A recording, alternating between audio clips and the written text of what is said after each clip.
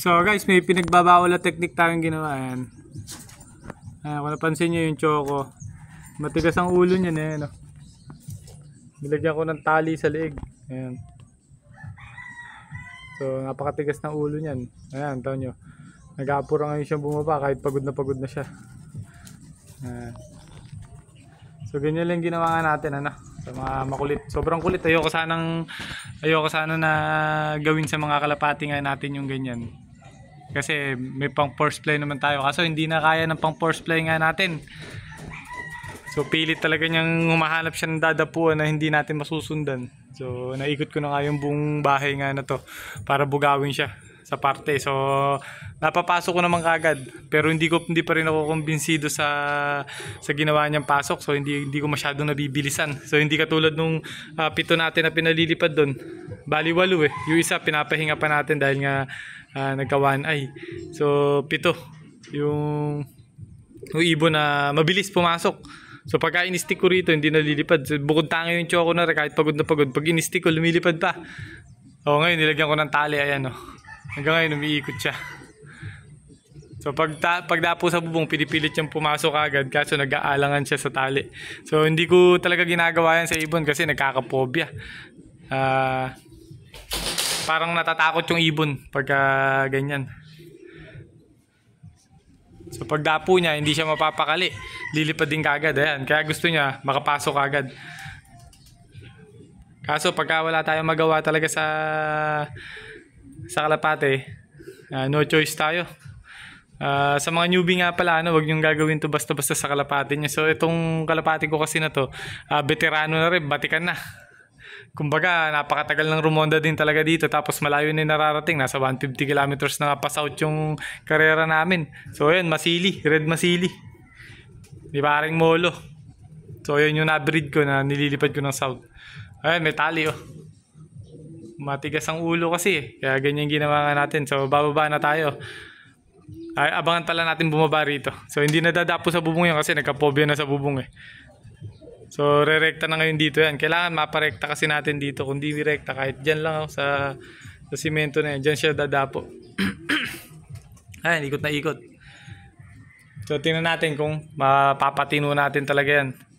So sabi ko nga, di baling mawala na sa pagte-training ko kaysa mawala pagka na-entry ko na, yung magagastusan ko na. So di baling mawala na or mamatay sa sakit o ayun, ito nyo. Hindi na tumatagal ng dapo. Pipilitin niya bumaba ngayon. So, hindi na siya tatagal na dumapo or tumambay dun sa dati niya tinatambayan. Ayan o.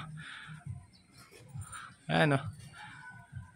Pakiramdam niya kasi may bumubugaw sa kanya. Hindi ko talaga ginagawa yung ganyang klaseng diskarte. Dahil nakakapobia ibon. So, sa lahat ng inalagaan ko, ito ang napakakulit. So, doon nga tayo sa sinasabi ko na di baling mawala na sa training or sa ganyan, sa kakulitan.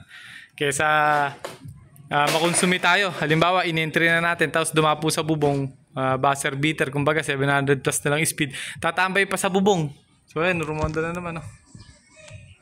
Tatambay pa sa bubong tapos magtatagal makakatop ng nasa bubong. Imbis na bumaba na. So, kaya ginagawa ko bago mag-derby, kailangan yung mga kalapati natin talagang sanay na, hindi na pwedeng tatambay-tambay sa bubong.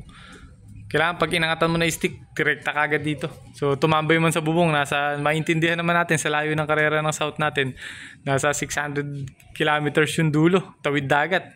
Naintindihan natin na pagdapo sa bubong, normal lang na tumambay ng 3 to 5 minutes. Natural yun. So hinahayaan ko lang sila pagka ganun. Tulad niyan, yung pikado yung loft nga natin. Ito yung loft natin eh, na napaka taas. Talagang dadapo yung kalapate. Pero ang hindi normal yung umabot ng 10 minuto sa bubong. So may hirapan na tayo. Hindi na tayo papayag ng ganun yung kalapate natin. So mawala na siya sa force play ko or pagbubugaw ko, kesa i-entry natin ng young bird, old bird, tapos i-entry natin sa lahat ng category. Kaya ito, kahit medyo mabilis umuwi yung brown nga natin na umiikot na nandyan, hindi ko i-entry kasi pag baba rito minsan 1K pa speed, napakatagal namin nag-iikutan dyan na umabot pa ng 800 na lang yung speed niya bago bumaba pa. Bago bumaba or pumasok sa kulungan. So, hindi tayo pwedeng ganun. Dahil karera, sinalihan nga natin. Tulad nga nung sinasabi natin sa mga video nga natin. Karera, pabilisan, hindi pwedeng pabagalan. Ano? Kailangan pagbaba nila sa bubong, tumambay man sila, maintindihan natin dahil pagod.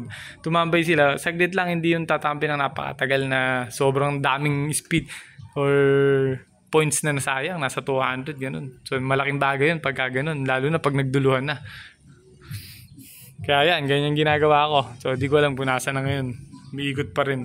So, hindi naman mandadapo sa iba yun kasi pakiramdam niya may bumubugaw sa kanya. So, papababayin na natin, testingin natin. Hanapin natin kung nasa na. Pasok! So, yun na nga, bumaba na nga guys. So, kahirapan niya ngayon. Nasa 1 oras yata mahigit lumilipad to. Bali, 30 minutes mahigit ko napalipad sila eh. Kasi pino-force play ko nga dahil makukulit. 30 minutes.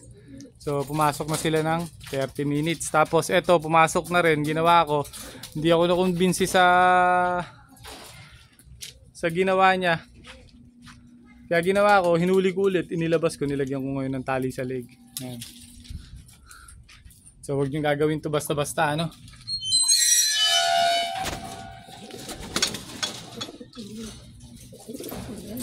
So, ayan. Kahirapan ngayon ang ibon nga natin na to.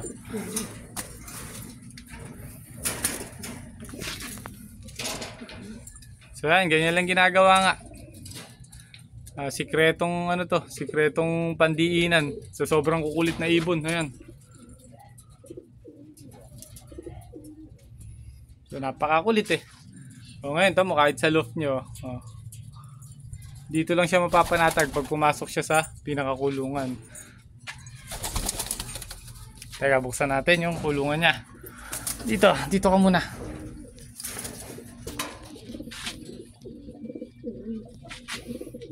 Ay, hingal kabayo. Pero ito, yung mga yan, ganun din kanina yan. Mabilis lang makarecover. So, yung nakagawa na natin, pagaling no. Buti, magilas tayo maggamot. Kaso, nandyan pa rin yan. Dahil baka mahawa yung iba. Kaya hindi ko pinakakulan, lagi lang nasa kulungan. So, pagaling na. Sana mahabol natin.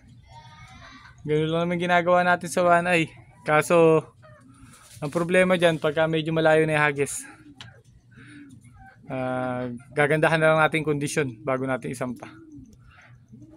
So, kahirapan niya. Ayan. Sabog ang laway. So yun, hanggang dito na lang guys yung video nga natin.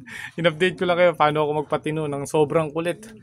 So halos lahat naman na yan makulit na, pero napapatino ko. Pero ito, di ko alam kung bakit. So yun lang, ano, napakatibay naman ng ibon na to. Sobrang napakatibay. So ingat kayo guys, God bless.